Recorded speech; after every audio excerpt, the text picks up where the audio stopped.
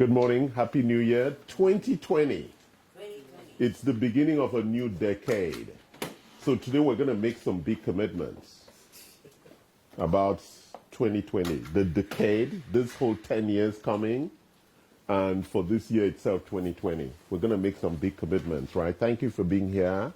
My name is Charles Sine. I'm the CEO of Anti-Fragility Health Clinic.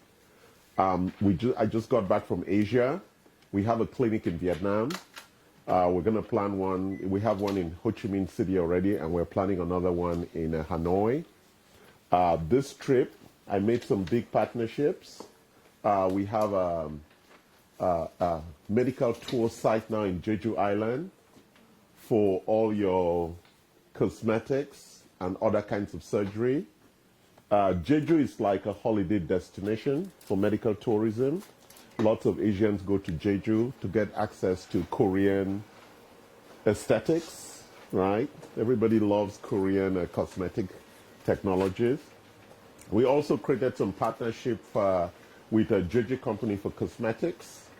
And I'm also pleased to make a really big announcement that one of our customers is joining us as an employee, and she's going to be our general manager and director for the Vietnam operations, and that's Kim.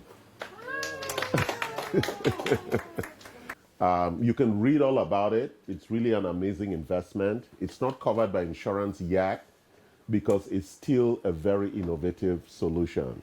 For people who are concerned, a lot of people worry, and the first question they ask is whether insurance is going to pay for it. And my question is that if it's too late, insurance is not going to pay anyway. We need to come to an understanding that healthcare in America is really going to be for rich people. I thought it covered Medicaid. No, No, it was not. no, not yet. Ezra, not yet. No, Not with Ezra. it's you have to pay cash. So I want people to understand that if you're waiting for insurance to cover your healthcare, you're going to die. That's just a fact. And so it is important that we are teaching about wellness. We're not teaching about being in the hospital. That's what doctors and hospitals are for. We're teaching about prevention. And prevention requires that you have a very deep understanding of your own health. Each of us, God made very special and very different. Even though we might say almost 99% is the same, but we have really important differences that you really need to appreciate and understand. And that's why the whole area of genomics, nutrigenomics, is moving towards that individualization, right? How can we make drugs, medication, nutrients that are actually suitable for your genetic makeup? So I'm going to talk about Ezra. We also, did you finish stapling the handouts? I'm going to talk about a couple of equipment that we just bought. So can you pass this around? Okay, so on the first page, you see something called, can we stay on the first page? You see something called the Cardio Cloud. This is the equipment. So you put your finger and they measure and it tells you a lot of things about your cardiology. Actually, this test, Oh, I took that one. yeah, this test is covered by insurance. I did take that. Okay, so let's look at the next test. Turn to the next page. We also have a new equipment called the FibroScan that is also covered by Medicare insurance. And that's the big machine. And what this machine does is that typically, pay attention guys, this is very important. All of us, as you grow older, have challenges with your liver, right? Why is the liver very important? I've taught that here again and again. Cleaning. It's almost like a cleaner. Yeah, that's number one. What else does he do? Multitask function to clean up everything. Yeah, cleaning, but it does something else. It provides something else in that overall digestive process. The bio? The bile, yeah. So we're going to talk about detox today. And you know the liver is at the core of the detoxification of the body, right? Because most of what we take in comes with toxins. And the liver is really at the heart of that detoxification process. One of the things that happens with our liver, for those of us who are not alcoholic, is that if you eat carbohydrates a lot and you are not have a good quality diet and lifestyle, the fat accumulates around the liver. Oh, we talk about the fatty liver. No, we call it non-alcoholic fatty liver disease, right? It's a big problem in America. And so this test, the way you typically would find out the status of your liver is that you do a biopsy. Hey, Victor. And so this test is a very important test. It's covered by Medicare. It gives you a score of where you are with your liver. So there was a conversation that Kim and Enda was having this morning about how she loves carbohydrates. And Enda was making as if she was special in her love for carbohydrates. Everyone here loves carbohydrates, right? Right? So we all love carbohydrates, Comfort food. right? It's an amazing issue about carbohydrates. But why do we love carbohydrates? And where does this whole carbohydrate love come from? Is it because of the one of the addiction carb? No, it's not an addiction. It's a marketing. No, it's not marketing. That's the thing with American culture. Our bodies need carbohydrate because we used to come from a functional lifestyle. We were not driving cars. We were not sitting all day at computers. We were walking in the farm, riding bicycles, running after animals, hunting. So we needed energy. But hold on, we didn't change our eating habits when we became sedentary. Well, that's what I meant to say because our parents eat that way. They feed us that way. We eat it that way. We also Well, but that's the problem. We cannot it's a continue. habit Well, also. but yeah, it's a habit, but we cannot continue to eat where we don't work the way our parents used to work. It's not even our parents, it's our grandparents. Because by the time our parents were coming, we already were doing a lot of bullshit. And then what happened? We also don't eat properly because we are all in a hurry to go watch TV, right? Or do some of the silly things that we do and not pay attention to good food, right? So really checking your liver is really a very critical thing for you to do. So I'm just mentioning all this tests. That's the machine. And if you look at the next page, look at the different kinds of scores that would show typically on your liver. You know that Hep B and Hep C is a big issue in America. Yes. Actually, what's the population that has it? It's a significant population that has Hep C, right? And then there's the HIV, and then there's the alcohol part of it, and then there's the non-alcoholic fatty liver disease. So you look at the ranges there, and it tells you when you do that liver stiffness test, it gives you, it's a very reliable tool in scoring where your liver is. Okay? Let's turn to the next test. That's the one that I got my results yesterday, and these are my results. I'm sharing it with you. And that is a brain scan for predicting early signs of neurodegeneration and cognitive degeneration for things like Alzheimer's. Kim did that yesterday. So these tests are all covered by Medicare. And this test begins to tell you how well your brain is performing.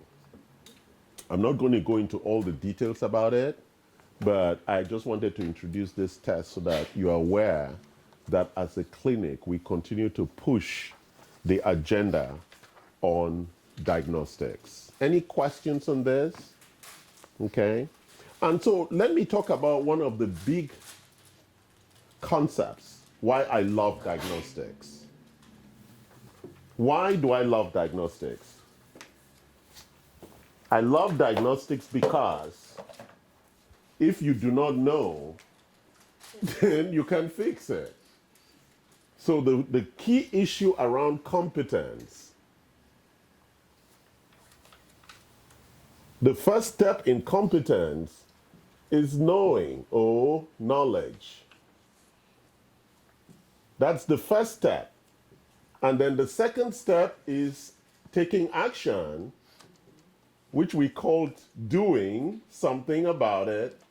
And the third step is being or becoming where it becomes a habit. That's how you build competence. So what you find out that in a lot of people, we start with a simple conversation like HbA1c. That's the marker for diabetes. How many people here know what their number is, your HbA1c number? Okay. So that's really challenging. How many people here know how much money they have in their bank account?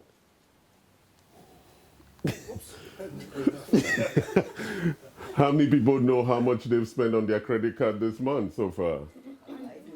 Okay. Which one is more important? They are important. They are important. No. The money in the bank is not going to kill you, but their HbA1c is going to kill you.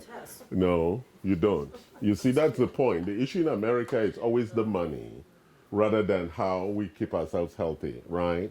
So, and knowing the amount of money you have does not increase the money. But knowing the level of your HbA1c is very important. And so this is the issue about knowledge.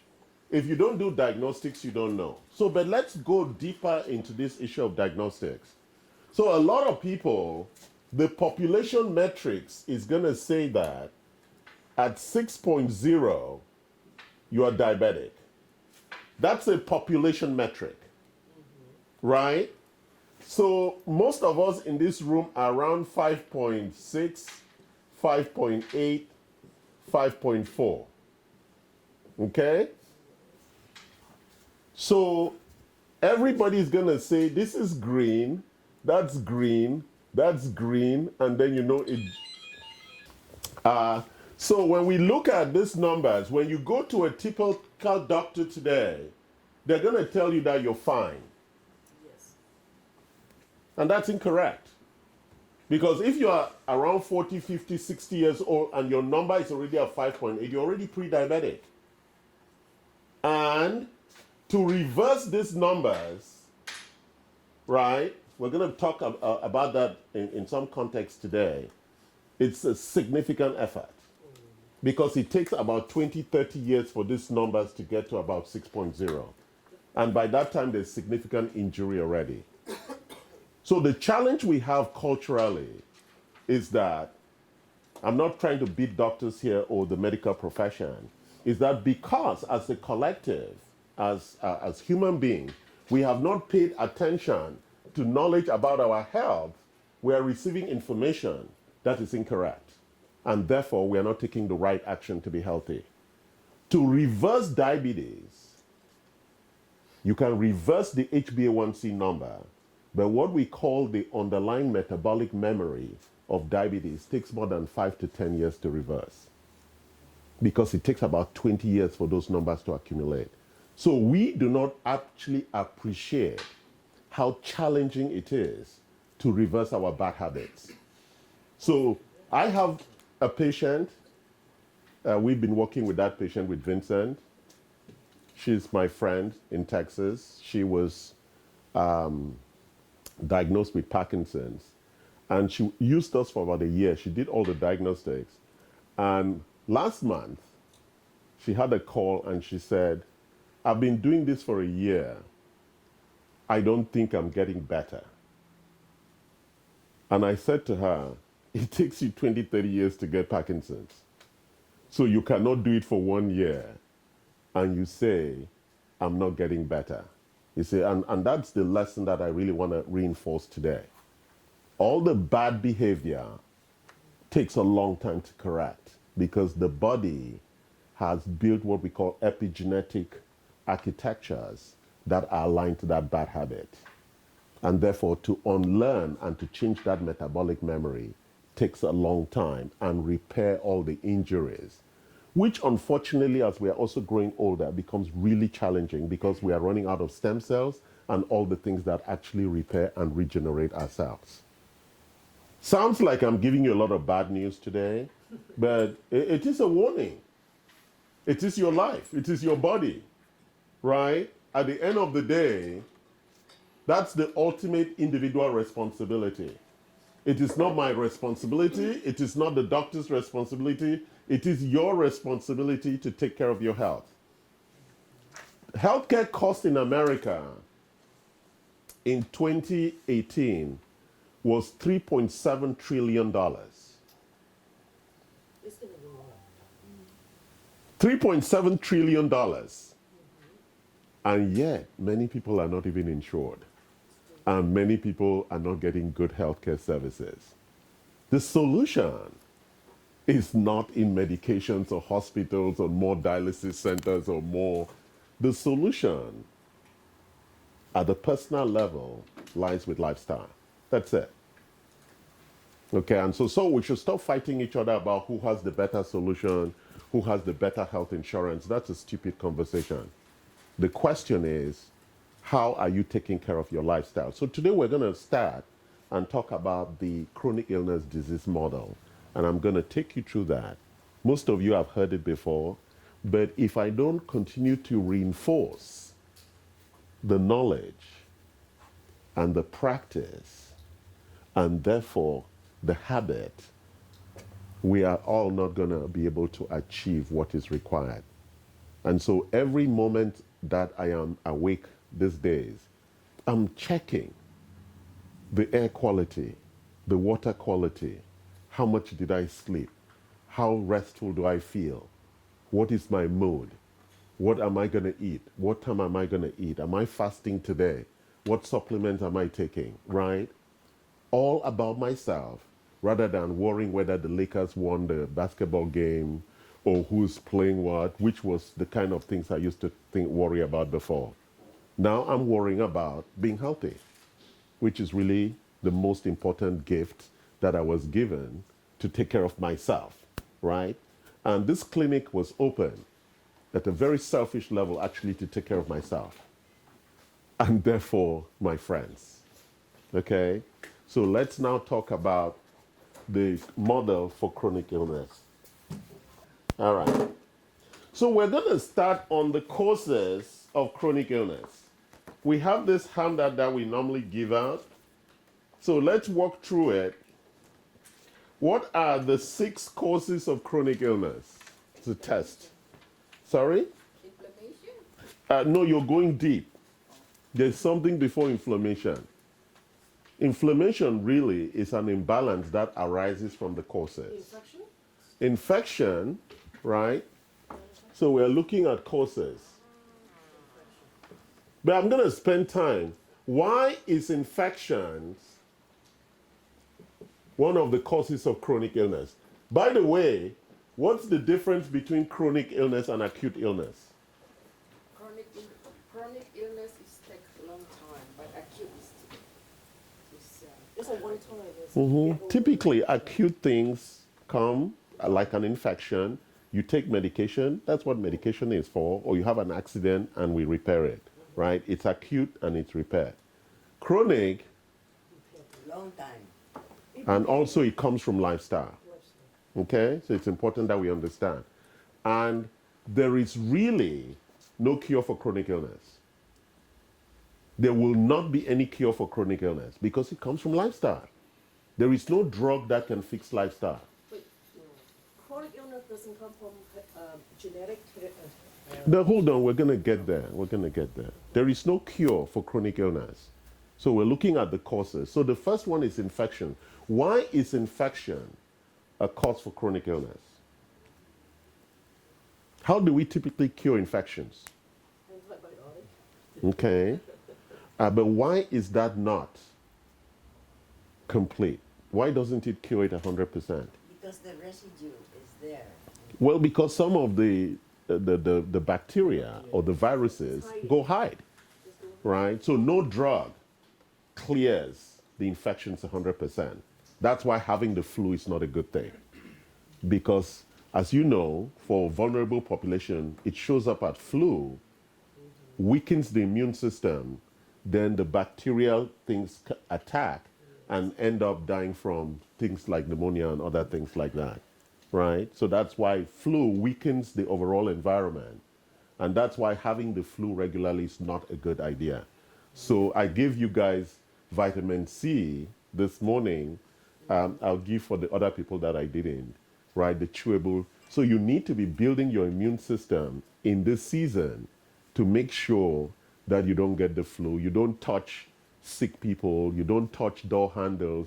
You don't touch staircases, railings, because most people don't wash their hands. They do, and they hold it. You touch it, you wipe your nose,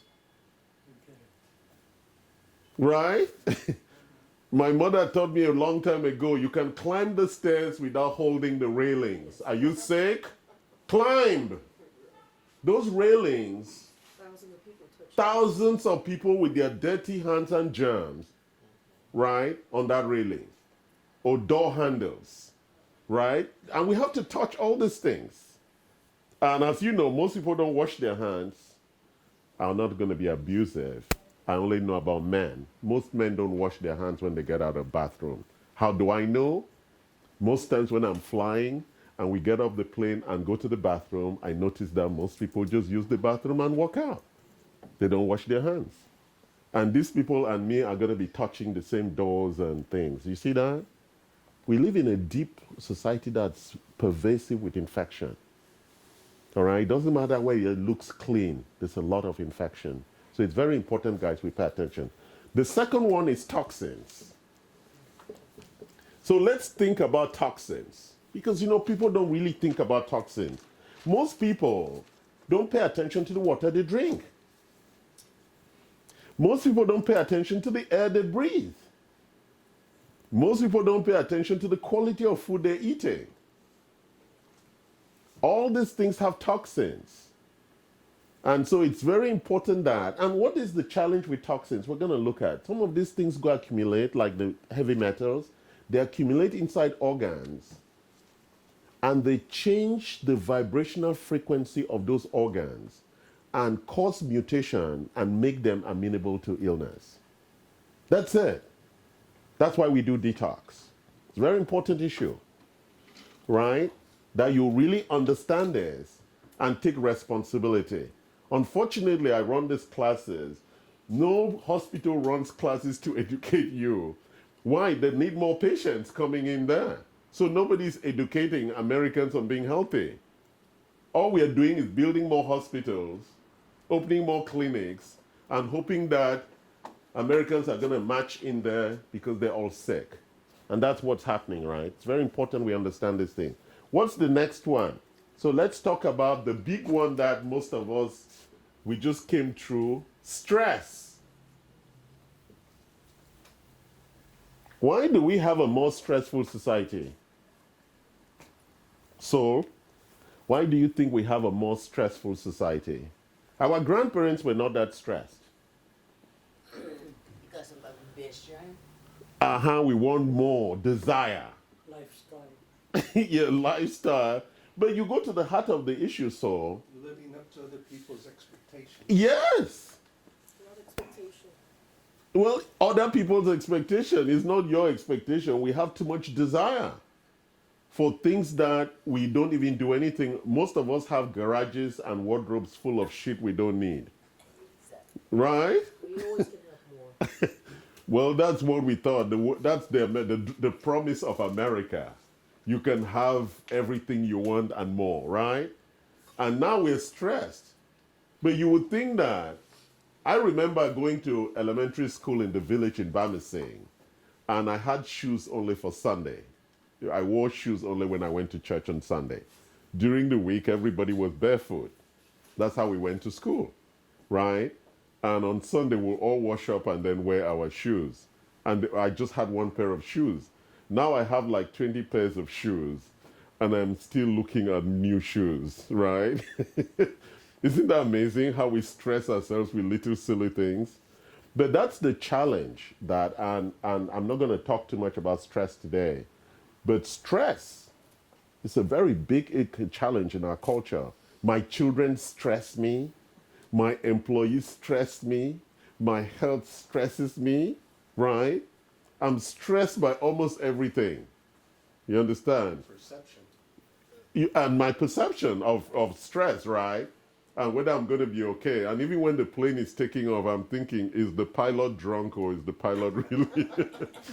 Right?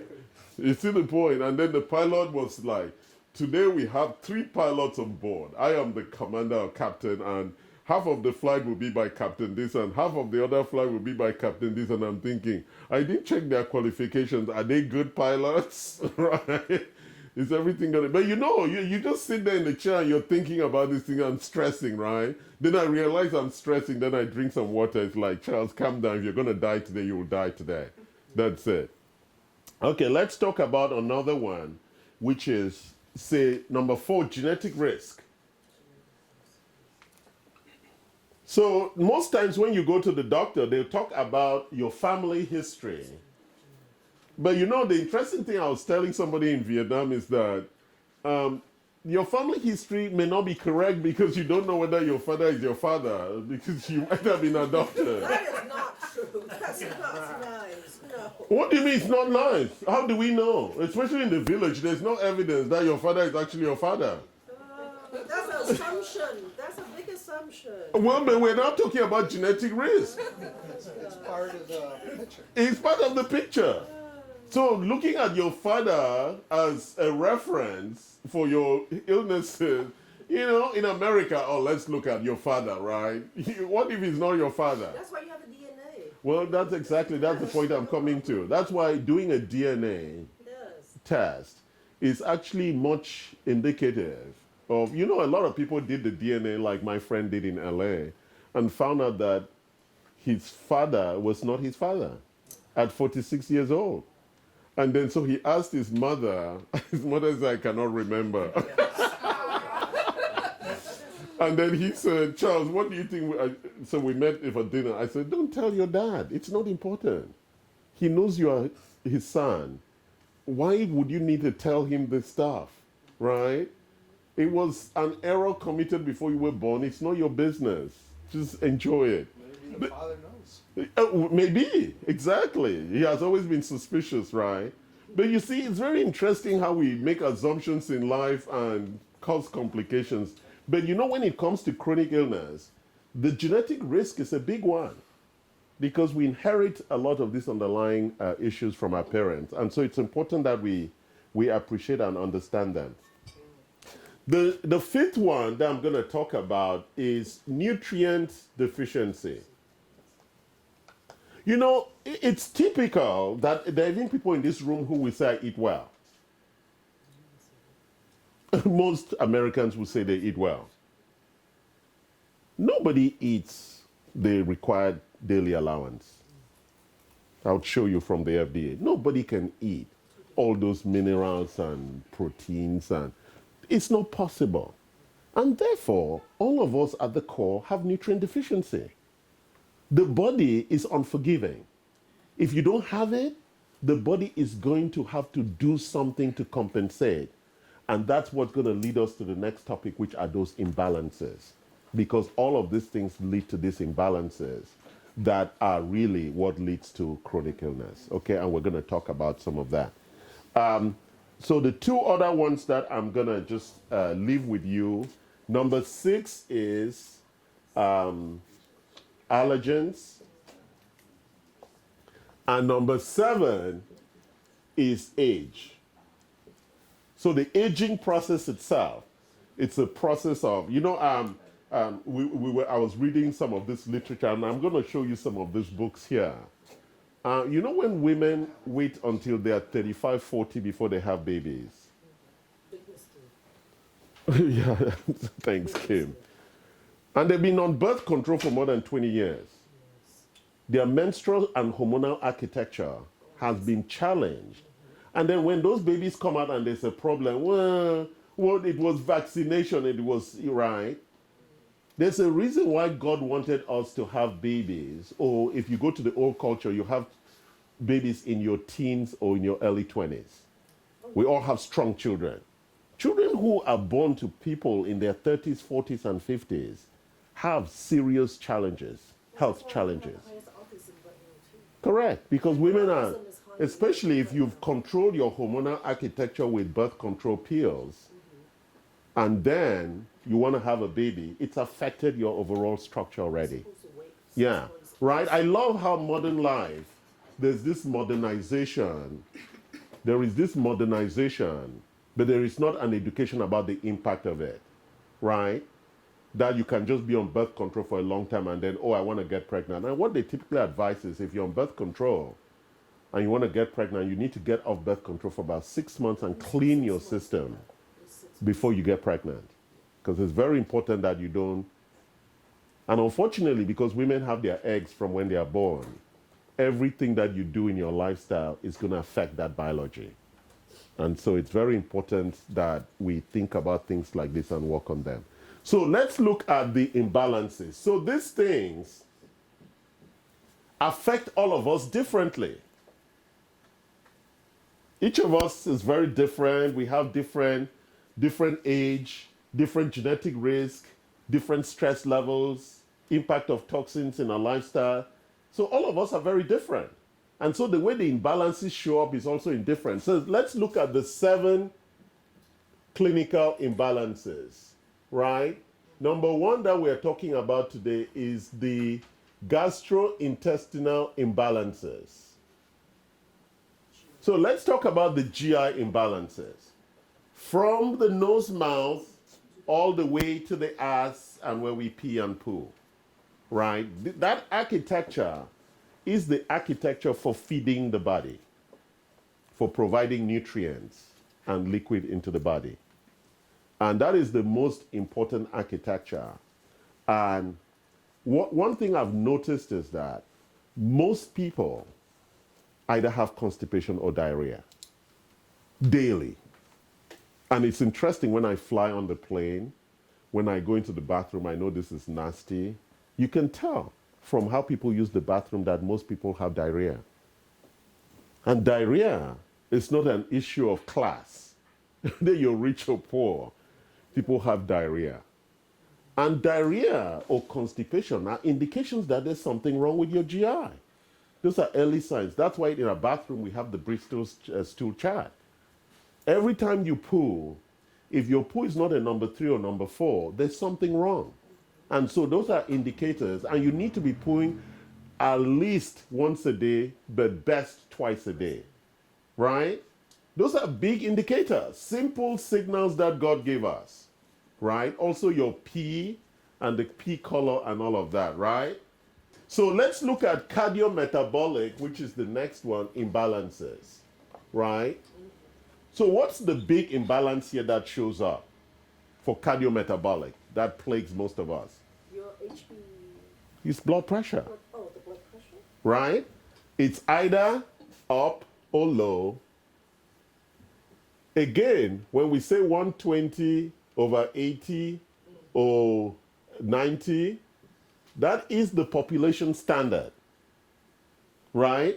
Many people are below and many people are above. Big signs of things not going right. How many people here know their blood pressure? Okay? And you monitor it regularly, right?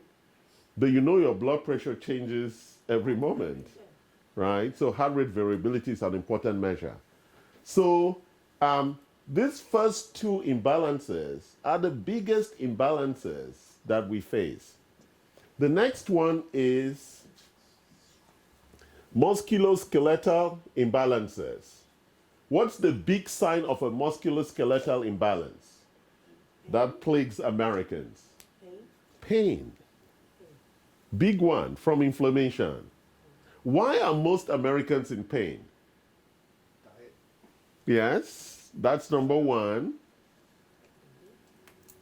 They eat inflammatory foods, right? How many people know which foods are inflammatory for them? Exactly. Well, he does. If you do a detox through elimination, you're going to find out which foods are inflammatory for you, right? I know which ones are, and there are 2 of the foods I love most, corn and peanut. Doesn't it keep changing? It depends. When you get healthier, yeah, it keeps changing. That's why you need to keep testing. So certain foods are inflammatory. Our bodies are just that way. For me, it's corn and peanut, and I love it. What can I do? I know the price I have to pay, right? So it's very important that you know which are the inflammatory foods. There are healthy foods that are inflammatory, right? And so you need to find out what those foods are for you And that's why when you do the detox, it takes you through what we call the elimination diet process, where you eliminate foods and then reintroduce them, and you begin to see how your body reacts to those foods. Very important that you do that. Okay? Let's look at number 4, immune imbalances. What's a big sign of the immune imbalance? It's flu. Tired rashes. No, yeah, rashes, flu. You're easily to get sick, right? Or stomach problems, right? You're easy to get sick. And you keep getting sick again and again and again and again. And I don't want to go into autoimmune. It's a whole big area. You have fatigue. You don't have strength, right? Because that begins to go into our energy metabolism issues, or what we call mitochondrial dysfunction. But immune problems are really big problems. And what is the core challenge? Where does our immune problem start from? In the gut. That's why I keep going back to number 1. That is why that chart in that bathroom is very important. You need to be careful about what you eat. And that's why, as part of our recommendation here, we always want to make sure that daily, I even advise you carry it in your handbag, that you have your gluten enzymes. If you're going to eat gluten, today I didn't bring any gluten, so you're safe. You always have your probiotics. You always take your prebiotics or your fiber. Making a smoothie is not good for you because you're breaking down the fiber. You need to eat the fruit the way God made it. If God wanted us to make smoothies, he would plant smoothies on trees, right? So we can suck the smoothie off the tree. Right? We get into some silly things and we start saying, oh, but I take a smoothie every morning. But you've crushed all the fiber. So eat the fruit. It's very important that you eat the fruit and get that fiber, because that fiber is very important for our digestive architecture, right? What's our next imbalance? Somebody tell me, number 5. Hormone imbalances. That's the big one for men and women. Do you know that erectile dysfunction plagues more than half the men who are above 50 years old? That means they don't have an erection. That's why the whole testosterone market is so huge, right? So that men can, and then they get divorced because they can't have sex. Sex is very important to all of us. It's part of our ability to be alive. And then for women, we used to burn them at the stake when they got to 50, 60 because they were crazy, right? So you burn them because they totally went crazy because of their hormonal cycles, menopause, that big issue. And there's this whole big debate skewed by lack of information or accurate information, where many women in menopause are not taking hormone replacement therapy. And therefore, they really increase their risks for cardiovascular disease, for Alzheimer's and other chronic illnesses. Hormones are critical for overall metabolism. They're critical. And so when you're low on hormones, it shows up in a lot of other issues, not just libido and sex, right? So if you're not on hormone replacement therapy, you need to look for alternative ways to manage that hormonal levels that we measure as part of diagnostics, to make sure that you are retaining a very appropriate architecture for how you manage that. So hormones, very important for men and women, right? And what is number 6?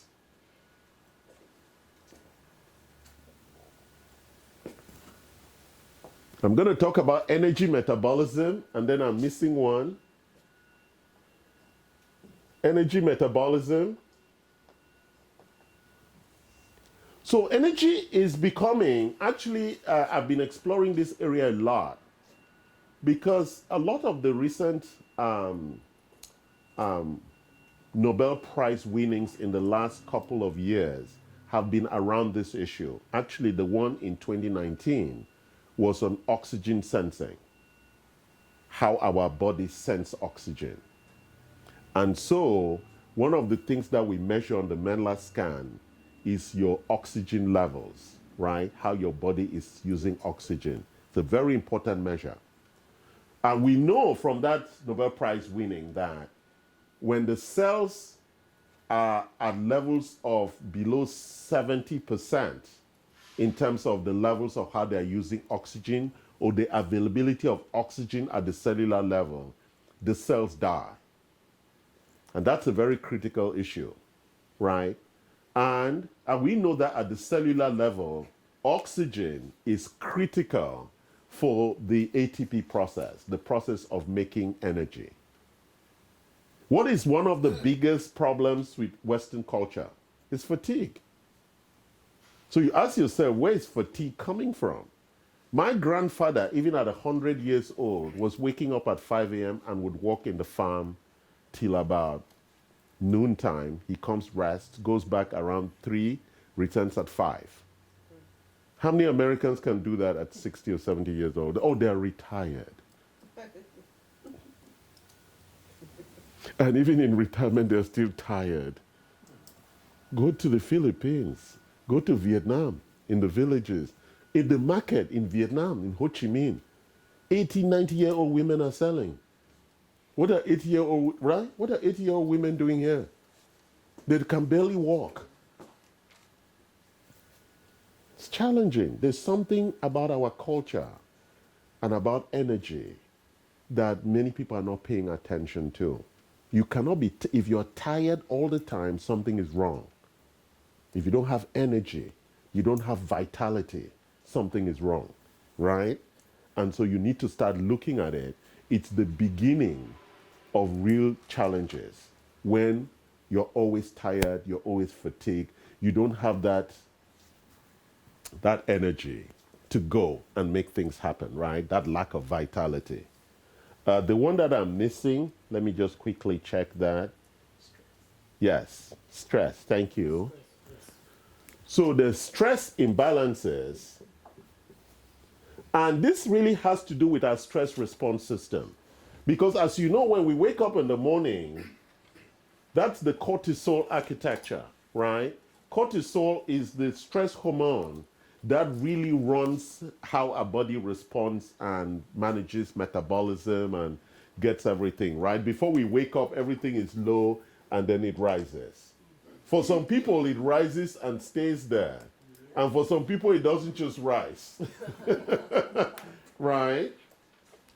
And so, we have supplements here because we've had some coaching from our medical reps. Because sometimes I have lunch or I have breakfast. I mean, I breakfast like around 10 or 11. Then around 1 or 2, I go through that dip that is like lack of energy. And it's interesting because it's really a balancing issue for cortisol. And once you take True Adapt or one of those supplements, it normalizes your cortisol levels. All of a sudden, you're awake. So it's really amazing how you manage stress and the levels of those stress hormones to make sure that it keeps you on balance. So when we look at all these imbalances,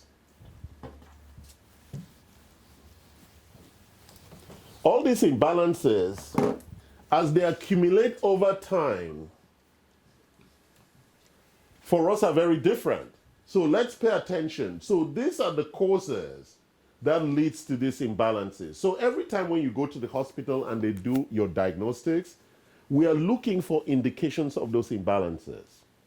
So when you are not doing a complete set of diagnostics, we don't know where your imbalances are, right? That's why here we do, number 1, your genetic test. Number 2, we do a series of blood options. We do extracellular and intracellular. We do that with Vibrant America. We do that with Boston Heart or with SpectraCell. Number 3, we do your urine. And we do 2 types of urine tests. We do doctor's data for toxicity. And we do Dutch test for your hormones, and sometimes we can do the hormones with that. Number 4, we do your stool test with Genova. That gives us your overall bacterial composition and indications of leaky gut. Leaky gut is really at the core of inflammation and the whole immune challenges, right? Is that making sense? So if you don't do all these tests and some of the other tests that we're introducing, you don't have a baseline of where your health is. So you do not know what is critical for you to start addressing. Very important, guys, that you do these diagnostics. And unfortunately, when you have Medicare or medical or your insurance, they will decide which test you will do. And so Americans say, well, that's what my doctor said. My advice, when you get sick, you're not going to blame your doctor. My advice is that you ensure, even if you have to pay out of pocket, that you do these diagnostics. So you take responsibility for your health. Because when you're in hospital, the price is more expensive than this test. If you do this test once a year, it costs you about $2,500. That's it, once a year. Go into that hospital for 2 days and tell me how much it cost. That's the sense that we need to begin to look at our lives and say, how do we want to spend our money?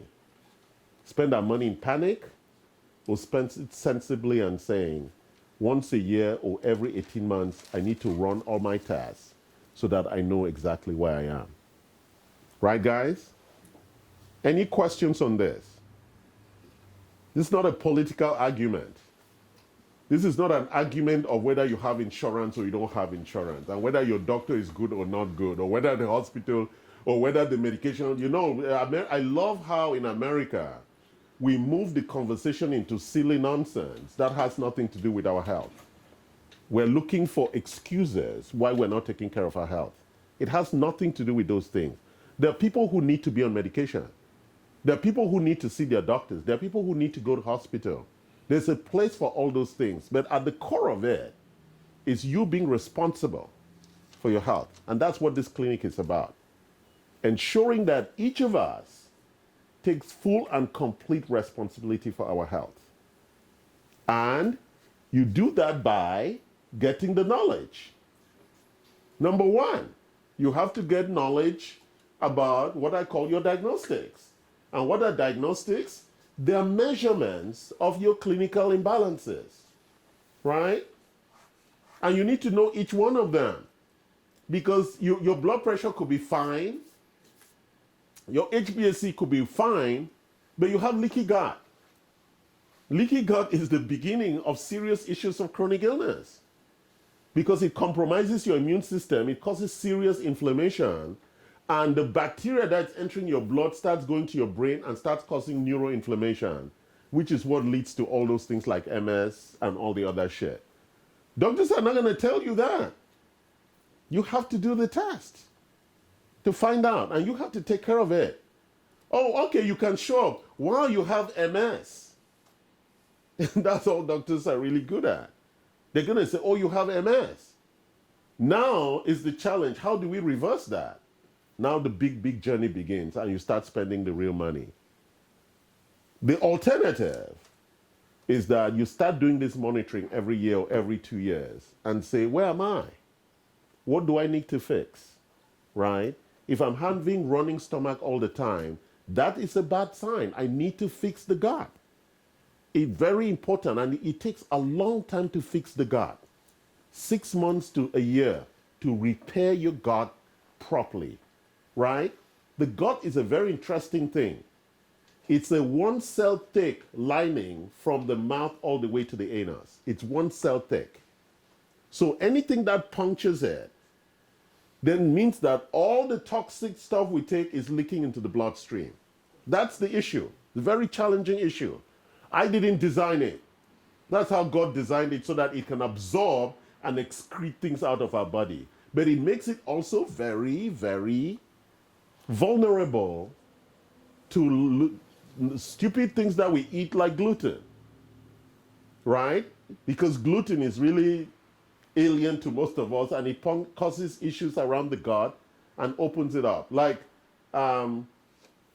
Dr. Yi's friend that we met in Seoul had a gastric ulcer. It starts from leaky gut. And when you have a gastric ulcer, what's happening? A lot of the food and bacteria is flowing into the bloodstream. And what then happens? Your immune system is compromised because it has to really address that. Is that making sense? Now let's talk about the lifestyle issues. How do you fix this? So we have a lot of lifestyle things that you need to do. So let's start with number one. What's the most number one lifestyle thing I always talk about? Kim? The thing that we worry about every day, right? Food. Food. Food. Food, yes, for me it's number one food. Yeah, well, for all of us. Who here is food not number one? It is all of us, right? Food is number one. So, and we call that macronutrients. Food is number one. Carbs, proteins, and fats. Fact. Right? Yep. You need to know the balance. And we've already said the big problem is carbs. And fruits are carbs. Sweet fruits. So don't say I eat an apple every day. For some of us, an apple has too much sugar. Okay? Or a banana has too much, or papaya, too much sugar. Papaya? Yes, they all have too much sugar. And as you grow older, when you were 20 years old, that was okay, but now it is not. For most of us, the age at which we are has too much sugar. Except you have the level of activity. If you are doing 20,000 steps a day, I'm sure an apple or a banana is okay, but how many people here are doing more than 15,000 steps a day? Hello, Americans? If you exercise, you can do that. Well, I'm just asking, who But does now more than exercise. 15,000 steps a day? I don't. If I don't exercise now, it will not exceed 15,000. Heck no. That's the point. So, except you have that level of activity, if you don't have that level of activity, you should not be eating those carbohydrates. Right? Because then the body will use the fat for the energy needs that it has. Right? So now let's talk about the second one, The micronutrients. which is micronutrients. So how many people here take the required daily allowance? Do you know what the required daily allowance is? Okay. So do we have can you print it out? The RDA. Okay. So the FDA and the governmental agencies in every country in the world has what we call the RDA. That's what you should eat every day. That's why I said it's almost impossible to. So if you're not taking all of this every day, then you have to take my supplements. Right? You don't have to take it from me. You can go and buy bad quality ones from Costco. They're cheaper. Or Walmart. Or you can buy high quality ones from me, right, Victor? I'm enjoying the packets. It makes it easy. There's about maybe 8, 10 pills in there. I know. And for the last maybe, I don't know, 5 months, I feel a little bit more energy because it's more regular. You take the wellness essential for men? That's Yes. the one, right? The wellness. Well, I think it takes either pure or wellness essential. Well, the package has to be from wellness essential, metagenic. No, we have pure encapsulation too with the packet. Oh, no. Yeah, but so he takes that, and exactly, I'm the same way too. Before the packets, it was like one jar, one jar, Yes, jar. Now it's yes. 15 jars. I couldn't deal with it. Yeah, actually, we've created some other solutions now where we can give you these 5 Powder. powders, and you just take half a scoop or a scoop every morning and mix it and drink, and you have everything there on that list. Huh? I'm just on the trees. You saw me blinking. Your smoothie. No, just eat the fruit. And I really don't encourage you to be eating that fruit. You know, when they ran my Boston a year and a half ago, and they gave me the dietary guidelines, there was only 2 fruits I could eat, avocado and berries, blueberries. That's it. Because of my genotype, for my metabolism, my body is not a good metabolizer of carbohydrate and sugar, genetically and otherwise. So Dr. Yi eats like a fish, and we may even eat the same amount of food, and I grow fat and she doesn't, which is the Asian curse or the Asian opportunity, right? Filipinos don't have that advantage. But Hispanics, white people, and black people, we just blow out. And the Asians just go thinner the more they eat. Kind of crazy, very annoying. It's changing. Well, yeah, as they eat fried chicken, right? So that's why you take the supplements. And the good thing too about taking the nutrients is that once you take it, you don't have to worry too much about what you then have to eat. No, you have to. I mean, the quality you have to worry. But sometimes it's very filling. You take it, people do it as meal replacement. Yeah, so it's very important, or like in the night or in the morning, you take it as a meal replacement, or lunchtime. I had a conversation with someone that went on where you don't eat. Fast, intermittent fasting, Yeah, or complete fast? complete fast. Yes. But they were taking Nu- protein shakes and meal replacements. Yes. The change in the body was amazing. Oh, yes. It just- Actually, that's the big way to reverse diabetes.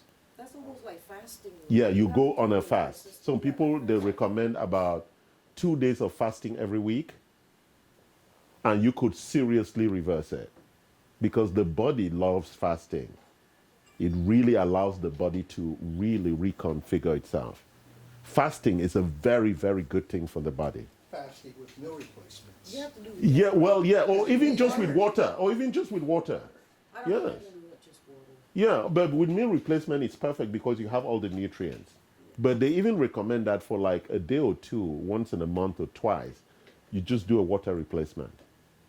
But I recommend that you always take your nutrients. So fasting is really, really good for the body. And when we're looking at a lot of reversals for chronic illness, it's a critical thing. And some people do the keto, which is also very good for the body, that you're getting the right kind of fats because the brain architecture requires those good fats.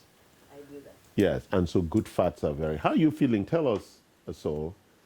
Keto one is really working for me. Okay. And you take that all the time. How are your scores? And it's, you know, about the, it's Getting, steady. it's steady. Yeah. And what did your doctor say? You're not getting on dialysis anytime soon, right? Good, wonderful to hear that.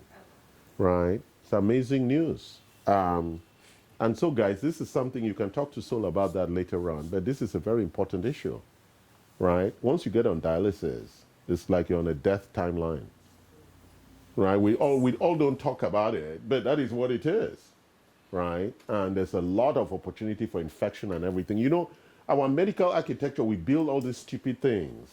It's like we're creating death machines, right? And we put human beings on this nonsense. And sorry, it's apologetic, right? Because we cannot just address the vexing question of lifestyle. Do you understand? There's like a lack of courage in our culture to go to the heart of the matter. Change your lifestyle. That's it. That's what all these politicians should be saying during those debates. Change your lifestyle and get healthy. That's it. Stop or put 100,000% tax on fast food, right? And eliminate that nonsense out of our culture. If not, we're all going to pay for it. I mean, I go to restaurants and I see people drinking Coke and I'm thinking, I'm going to have to pay more tax for you to be healthy. That's the truth, isn't it? Too much stress. I know. All right, number 3. What's number 3? Sleep. Sleep. Sleep. You know, the body needs sleep so bad. And I love sleep. Especially when I come back, I have jet lag and my body is all screwed up. My body is still screwed up from the jet lag. But sleep is like, there is nothing as refreshing. It's like the ultimate submission, right? Because there is no guarantee you're going to wake up. No, because you don't think about anything else. Just That's the point I'm saying, right? Isn't that amazing thing about sleep? no stress. As you fall asleep, I was doing that brain test, and they said close your eyes for I think 5 minutes, and I fell asleep. And then they were like, "You're not supposed to fall asleep." Well, if I close my eyes, I'm gonna fall asleep. How can I close my eyes? And I'm like, "Oh, okay, I'm closing my eyes. I'm sorry, I closed my eyes. I used to do it with my kids. I would say, pretend, let's play. When they didn't want to sleep, I'll say, let's close our eyes, and I'll find out both of us fall asleep, right? I played that trick with my kids all the time. Let's close our eyes for a few minutes, and I fall asleep. I don't know. And they said, oh, you're not supposed to. Well, why are you telling me to close my eyes? What am I supposed to do? Even when I go into the MRI machine, because the test for me was, I think, 45 minutes. It's claustrophobic, right? A lot of people are worried about it. And so the minute I'm being slid into it, I close my eyes and actually go to sleep. That's the best way to be in the MRI machine. How many people here have been inside the MRI machine? Okay, it's the most On the 10th, I have Yeah. it's the most challenging thing to do, and you need to prepare yourself for it. If you've never I never been to one. Open. Never ever. no, they don't have open for the full body scan. For the full body scan. Okay, guys, let's have one conversation. So you need to. Some people take Valium so they can calm themselves. If it's difficult for you to fall asleep because the noise is really, really loud, and it goes on continuously. And sometimes I panic, then I really have to calm myself down. Because you can't move, and you're not supposed to move. You can shift, so you need to find the most comfortable position. You're going to be like this for 45 minutes, sometimes an hour. And it's hard to lay flat on your back too, by the way. I know, because that's not how I sleep. Yeah, you cannot. So, and there's no pillow, so you're actually flat. Oh shit. I'm not scaring you. Yeah, you are scared. You haven't done the damn thing. Well, you don't have a choice. It's not like you can opt out of it. So, but it's good to be prepared, because if not, you might not prepare and they slid you in and then you're uncomfortable and they have to bring you out for you to get comfortable. So I'm preparing you that you make sure you're very comfortable. Tell them before they slide you I in. cannot lay on a pillow. No, you cannot. You have to be flat. I don't feel comfortable laying It's flat. not that. No, but my body, the way if I lay flat, it hurt my back. Well, tell your body to accept it. Exactly, for 1 hour. Maybe I'll take a volume down, something. The PO. How long are you gonna be in there, do you know? 45. I'm gonna take the Astral test. Yeah, which is the full 45 scan. minutes? Yeah, it's about 45 minutes. The full scan.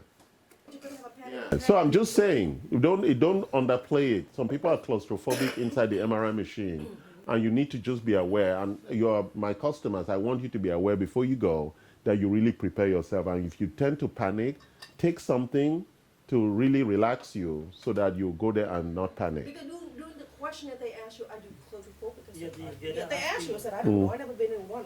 I'm not claustrophobic on the elevator, so. Elevator is too big. Yourself, you're not. I'm not. Exactly. I'm not. All right. So that was relaxation. But also, we can do meditation, right?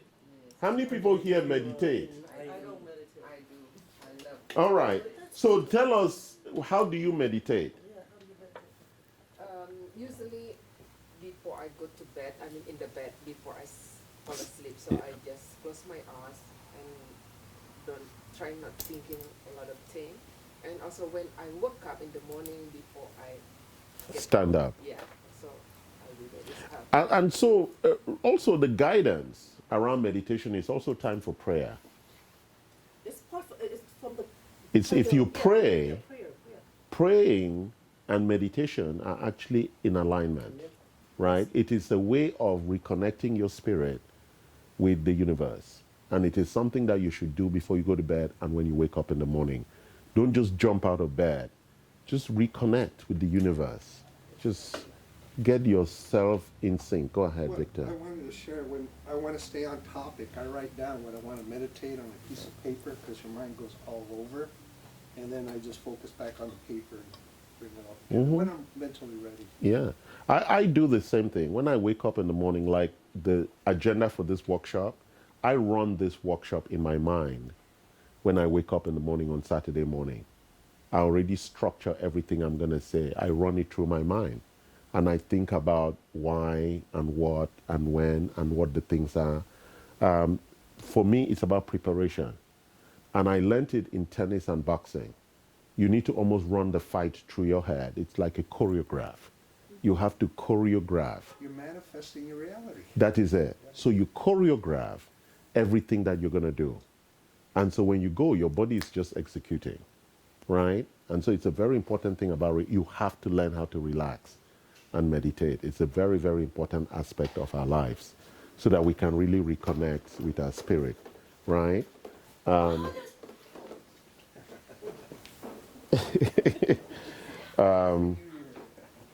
So let's talk about balancing hormones. We need to balance our hormones, energy.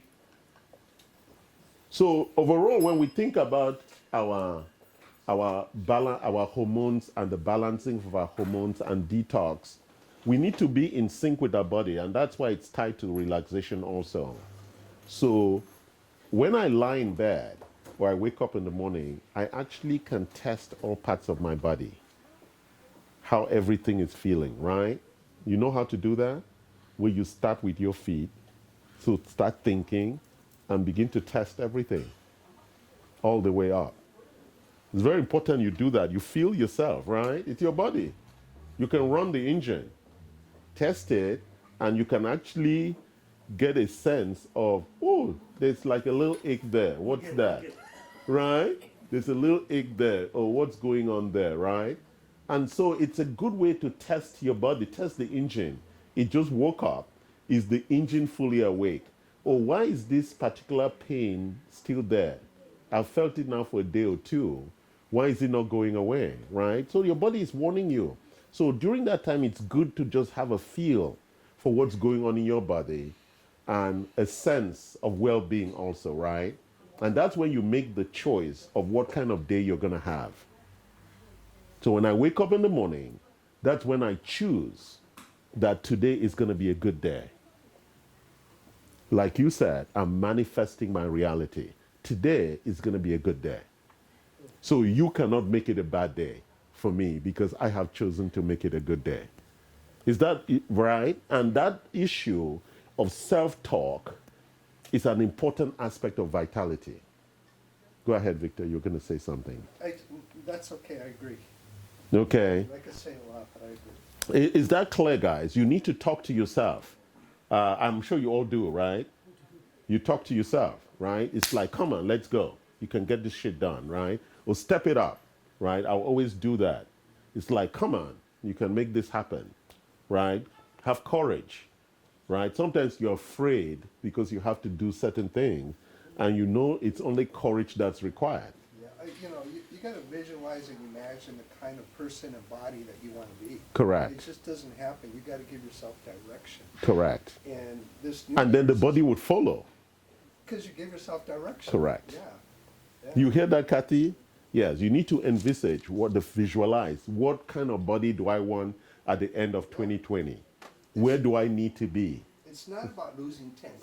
No, it's not. It's about changing the composition and structure of your body Yes. to make your bones and muscles stronger. Yes, the In case you mindset. fall, you don't break. Yeah, exactly, and that's what anti-fragility You're gonna fall. is. Yeah, you're going to fall, but you have to make sure you don't break. Thank you, Victor. He's using the language. Yes, you have. That's what anti-fragility is. How do I build resilience so that even when I fall, I don't break? Because you're going to be attacked by all these things, by toxins, by stress, by all of that. But how do I make sure I do not break? For example, I am not afraid of anything. But fear creeps into me sometimes. And I snap it immediately. Because what is fear? Fear is arrogance of a future that you don't even know. So how could I be afraid of something I don't know? When so far I've conquered everything. Do you see the point? That's the realization, the realizing talk I talk to myself. How can I be afraid? Right? I'm prepared. And if I'm not prepared, then I go do the work that is required. Is this making sense, guys? Very, very important, because It's really about our mindset. That's the first thing we need to conquer, right? It's not about counting calories. It's not about losing weight. It's about being strong and resilient. And so what makes us strong and resilient is the important issue. And you yourself has to make it, it's your self-determination. Yeah, you have to have, no, it's, Yeah. it's a, you have to have, Yes. if, And nobody can give it to you. It's, Yes. it's about choices. If you don't, Yes. if you don't choose to go that direction, then it's not gonna Yeah. happen. Hmm. You know, if you choose to eat bread, you're gonna eat bread. See, the thing, I mean- yeah. No, because but it's higher than that. And that's the point he's saying. He's saying you need to visualize the kind of person you're going to be by the end of 2020. It's not about bread. I eat bread once in a while. It's not about bread. I'm talking about choices. Yeah, it's about the I'm just fact using that the this choice. is the kind of person I want to be. Yeah. I want to love myself to an extreme that when I look at myself, I'm saying, shit, man, you're so hot. Right? It's not funny. Right? It's in our nature. Because it's me. I need to be arrogant and clear and direction, right? And therefore, that's every time I look at myself, I'm saying, yes, let's go get this thing done. Self-actuating person. Yes. And when you keep visualizing that way, then you're going to make a lot of stuff happen. Well, because you have that confidence. Yes. That's at the core, and it will guide the habits that are required for us to develop everything, correct? Okay? With passion. Yes. So let me close by talking about detox. So how many people here are detoxing this January? I'm starting mine tomorrow. Mine's next week. Why are you taking such a deep breath?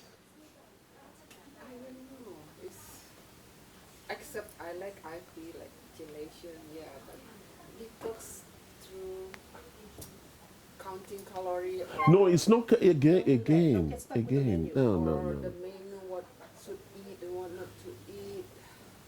So the point is that, think about it.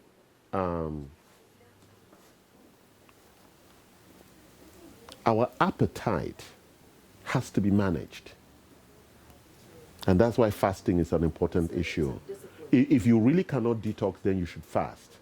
It's a discipline of the mind and the body. That's why monks do it. Fasting is necessary for you to wean yourself away from food. Food is fuel. If you attach yourself to food, then you look at fasting or detox as a problem when it's something the body needs. Food should not be attached. Hey, what is the core teaching in Buddhism? Is that suffering comes from attachment. When you're attached to food, then it feels like you're suffering. I don't miss any food. I used to, but I don't miss any food because it's not that important. Once you eat the chocolate, then it's over. What happens? You want to eat another one. Then it's over. What happens? You want to eat another one. Then it's over. What happens? And you know that already. So don't even eat the first one. That's how simple. Am I making sense? It does. I'm trying to figure out how to take action. But I guess That's it. For me, it's a very simple issue. I know what's going to happen. I take the first one. I'm going to want the second one. Then I'm going to want a third one. Then I'm going to want a fourth one. So I don't take the first one.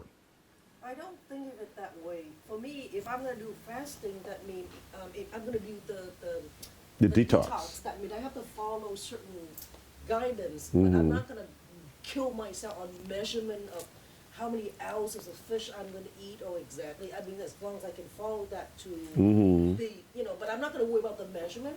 And for me, if I cannot eat what I normally eat, it's okay. It's not the end of the world. Once I'm done with the detox. But you see, that's the point you're making. I can do it. It's not the end. I can always eat it again. No, It's Kim, not- that's the point. It's the attachment that we have built to certain foods that we like. And that's the point I'm making.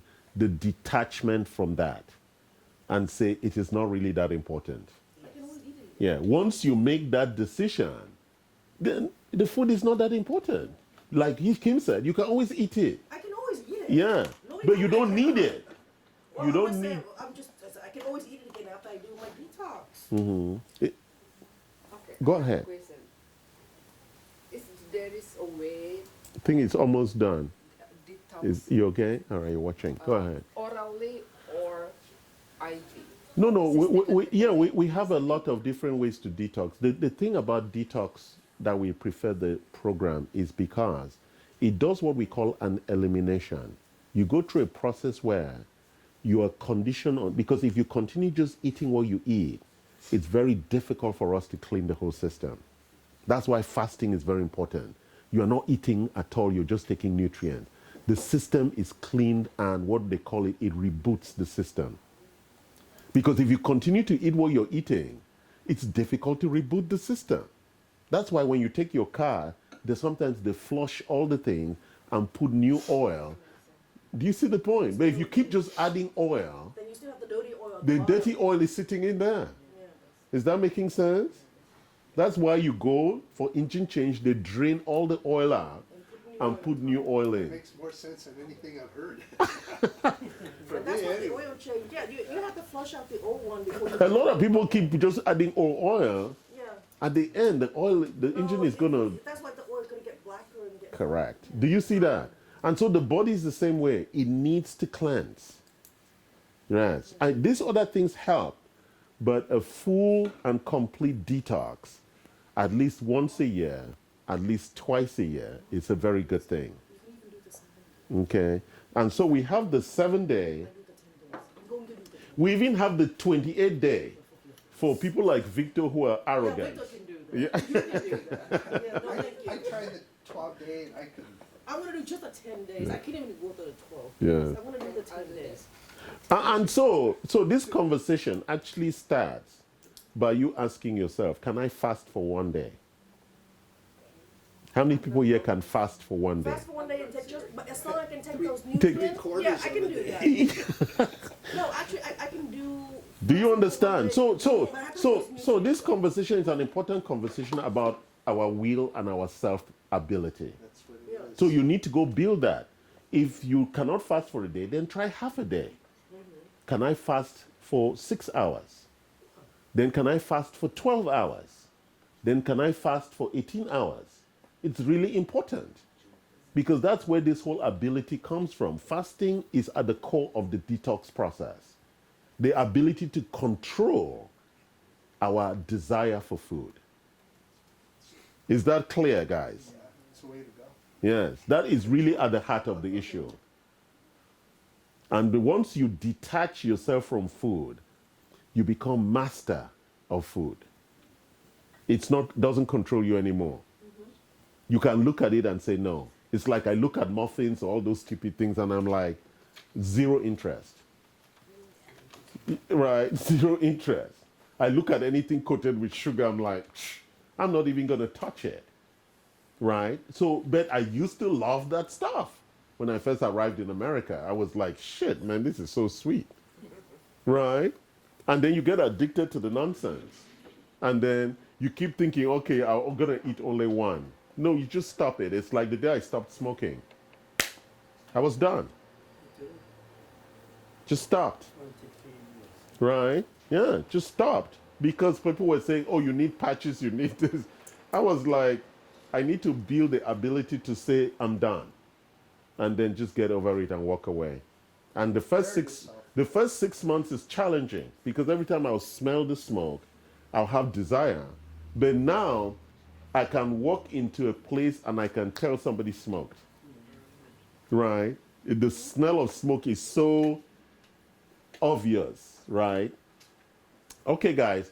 So detox is something that we should all be thinking about. So we have a couple of detox things that we do. We typically have the IV, a detox IV. We have a daily detox that clears your metals. And we have a sulfur clear. And we also have the detox program that you could get on. It's the beginning of the year. And so we are looking at all these habits and how you take care of yourself. And so we focus this month on GI and detoxes. So let me just summarize the key things that you need to have every day for your GI. You need to be on probiotics. Do you take probiotics, Kathy? not salt. Salt takes- I take probiotics. Yes. Probiotics, prebiotics. Yes. You need to be on prebiotics daily. Yes. If you're above 50 years old, you need to be on digestive enzymes every day. Yes. Yes. I do. If you eat gluten, you need to take a gluten digestive enzyme. I have a question. Do you take both? You still take your digestive Yes, back you and take the both. gluten on top Yes, of that? you Or take I didn't both. do that. Yes. I only took this if I, okay. All right. So, and what is gluten, Kathy? What foods have gluten? I'm not 100% sure. I know bread. That's all I know. Noodle? And pasta. Oh, pastas, yeah. Yes. Meat. So anything that has wheat. Okay. Yes. And you may not know whether you're reacting to gluten, but most of us are gluten sensitive and we have issues with gluten. Yeah, I know I hear about probiotics, but what's a prebiotic? A prebiotic is the fiber when we talked about the fruits. Oh, okay. Yes. And some people take Metamucil, which is a fiber that helps you with digestion, because once you take a Metamucil, if you have constipation, you take Metamucil, you're just going to see you have a number 3 or number 4 poo. Yes. The fiber really helps with the architecture of how the GI flows. And then you begin to have better. So Metamucil is, I don't know, do they sell it here? They used to sell it in England. No, Yeah. not so they have it. Yeah, so they give it to a lot of elderly people to help with their GI, with elimination. And so the minute you take it, you're going to see it really helps with elimination. So, and what's the job of prebiotics fiber? It creates an infrastructure for the digestive enzymes to actually metabolize and absorb, increase absorption for the food. And it also helps with elimination. So prebiotics are very important. Why do you need it? Because we are not young anymore. These young people don't need it. For those of us who are above 50, 60 years old, it is something that you need.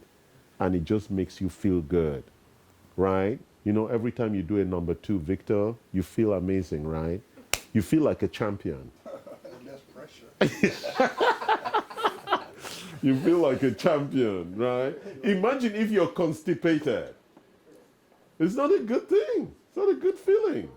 Or if you have diarrhea, it's not a good feeling. Or if you have hemorrhoids. Once you get on these things over about 6-9 months a year, your hemorrhoids are going to disappear. Because hemorrhoids are inflammatory driven. And it means there is a gut problem that's causing that inflammation.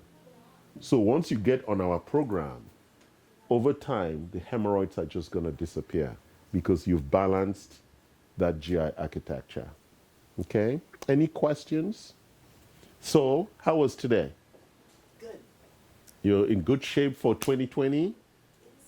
Jad, how was today? It's good. God bless you. Thank you for that. Thanks, Jad. You're looking good in this. You're all shaven, exciting. Are you getting married this year, Jad? Hopefully.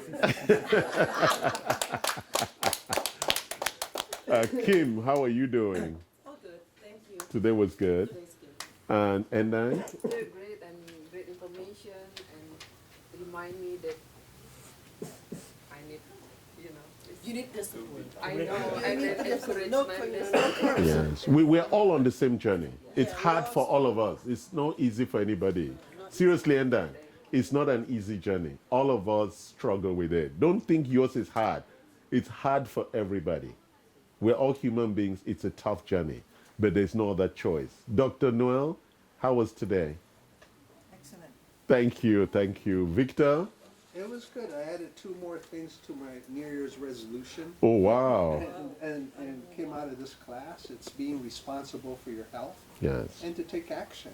I mean, and also the meditation. Get it implement. Thank you. Thank you. Thank you. Kathy, I know it's your first workshop. How was it? Education, very interesting. Got a lot of good information. Thank you. And, you know, a lot of it I knew. I learned a lot, though, things I didn't know. Okay. It's just getting started. Yes. So Kathy, for all of us, that first step is the challenge. So just start simply and don't beat yourself up. We have been traveling on it for a long time. We're still struggling. Just take the first step. If you don't take it, it's not going to happen. And you know, it's like me building this business. One day I decided I was going to open this clinic. I could have just been talking about it, but I decided to take action and actually open the clinic. And people were like, but you're not a doctor. How can you open a clinic? Well, who said you can't open a clinic if you're not a doctor? I'm not constrained by what people think or say, right? So we decided to open the clinic. Same thing, I went to Vietnam. They say, you're not Vietnamese. How can you open a clinic in Vietnam? I'm like, who said only Vietnamese can open clinics in Vietnam? Do you see the point? How everybody constrains us and don't allow us to celebrate the amazing greatness of being created? When God created us, he gave us dominion. Isn't that what it says in the Bible? Yes. He gave us dominion. He didn't constrain us. I'm unconstrained. So let me show you a couple of the things that we look at. So this is the latest magazine from Anti-Aging, Redefining Medicine. And if you look at all the topics in this magazine, I'll just read some of the topics for you. First topic, fasting. The role in wellness, metabolic health, and inflammation. First topic, it's fasting. Second topic, topical progesterone and other things. Topics I've been talking about here. Next topic, methylation status as an indicator of cellular aging. We've taught here about methylation, right? Then this is the endocannabinoid system. That's the hemp oils that we've been talking about. I'm going to put that as part of our first recommendation system. Taking hemp oil every day is good for you. Then we have aging and the gut microbiome. Coenzyme Q10 and aging. Just the things we talk about here. This is the Anti-Aging magazine, medical news, right? This is one of the big protocols we use. Cardiometabolic risk management, a functional and lifestyle approach, right? These are the protocols that we use for a lot of the recommendations that we make. The role of stress and the HPA axis in chronic disease management. So we're using a lot of good literature here in talking. These are really technical books, right? This is my favorite. Functional medicine, clinical protocols for inflammatory disorders. You know, inflammation is one of the biggest challenges in our health. So a lot of what I teach here comes from the source. Okay? There's people have written books and there's a lot of research around these topics, right? And so we need to pay attention. But you know, this is book. Then we need to put it in practice. And the practice is really what this clinic is about, right? People can talk about inflammation all day. How do you address inflammation? It's a gut issue. And if you're not taking those things, then you have inflammation. And inflammation plus obesity, cancer, chronic illness. We're in control of all these things. So we can't go around complaining and say cancer showed up. No, it didn't show up. It's been building up. So if you don't address inflammation and address obesity, you're just preparing yourself for that. Do you understand? It's very important, guys. We're in control of it. So let's work on it. And that's why Kim is going to do the Ezra MRI. Yes. At least you can say, I'm clean, now take action. But not everybody might pay $2,000 to do it. But if you're not going to pay $2,000 to do it, then get on it. Because I'm not going to feel sorry. You know, I told my friends when I traveled to Baltimore, my high school classmates, when we met after 46 years, I say, if any of you get sick because of your lifestyle, why should I feel sorry for you? Too tough. What do you mean too tough? We should stop being sympathetic when people are weak. It's costing us a lot of money. $3.7 trillion. It's going to get to $5 trillion. A lot of countries are beginning to panic about it. Soon, all the money we make will be paying for healthcare. We're going to go bankrupt. This is a serious issue. It's not a joke. Do you understand? And everybody is just like, well, you know, that's what they like to do. No, that's not what they like to do. It's costing us money. Do you understand that? I'm serious about this shit.